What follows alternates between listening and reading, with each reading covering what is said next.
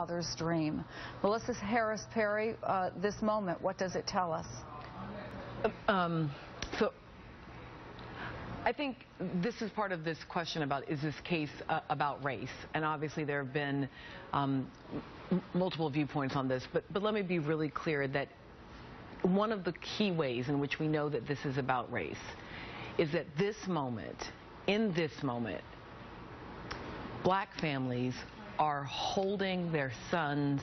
and daughters closer to them with such a sense that in this moment, this verdict, a verdict which may be the appropriate verdict given the evidence presented to these 6 people and the decision they made based on Florida law, nonetheless feels very much as though it is saying it is acceptable, it is okay to kill an unarmed African-American child who has committed no crime. And part of the reason it feels that way is because of the aggressive defense that not only made a point about Mr. Zimmerman,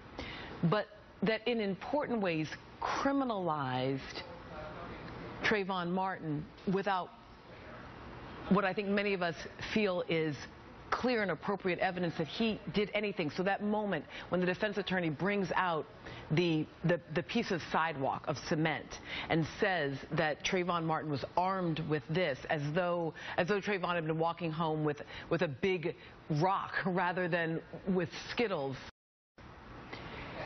I think part of how we know that this is about race is by the differential racial experiences that people are having, the sense of anxiety and sadness and fear that black families have in a moment when it feels as though once again the criminal justice system has looked at the death of our child and said it simply does not matter.